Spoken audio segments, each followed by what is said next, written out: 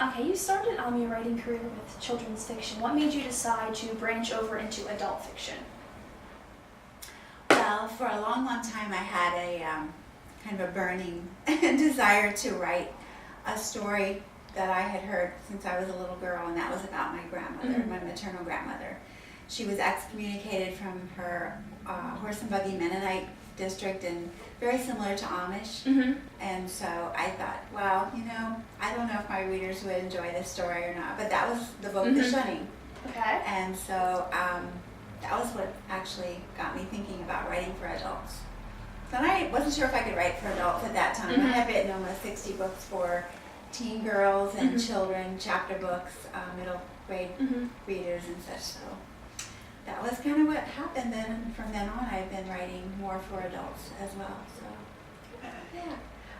Now, I read that you grew up in the heart of Amish country. What was that like? It was really exciting. Actually, I always was fascinated by the young Amish girls that my sister and I would play with or see at school, and some of them came to the public school. So it was interesting. I always was curious about why they dressed so differently and why their parents, used horse and buggy instead of cars. And I think also because my father, who was a minister in that area, it was interesting how there were lots of Amish always trying to contact him. The word had gotten out that he was a scholar of the Greek, and he just had a sort of a magnetic personality, and they were curious about him and his studies, and he was very curious about them. So it was kind of a win-win, and because of that, we were often invited to supper various Amish families who knew my dad, and they just loved him, and so we fell in love with them too. Yeah.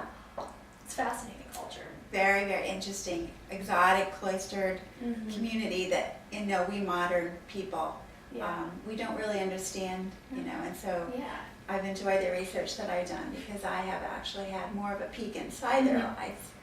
And been very, I feel like maybe know them a little bit more than I could have had I not done such extensive research. Now, were they welcoming of you into their community for research, or were they, I know they don't like to have a lot of attention brought to themselves, so were they sort of, we don't want people to read fiction stories about us, or were they very welcoming? Well, because of my my Anabaptist roots in Lancaster County, where I grew up in Neffsville, it wasn't very hard at all to do the research. They welcomed me when they knew my mother's maiden name and things like that, and just that I had grown up there, and just through the years they have learned that I wouldn't ever publish their names, in the back of my acknowledgments. Yeah. So I guess they trust me, and I appreciate that. Now, of all the characters that you've created over the years in your career, who do you feel the closest to? Oh, that's a good question. Katie Lapp is pretty close in my mind and my heart, I think, because again, The Shunning was loosely based on my grandmother's shunning, and just her experiences there. And also, I wrote a book called The Sunroom, and the main character in the story is actually taken from my childhood. So, yeah. So Becky Owens is actually me. For those who don't know, I'm sure my readers have figured it out. Yeah.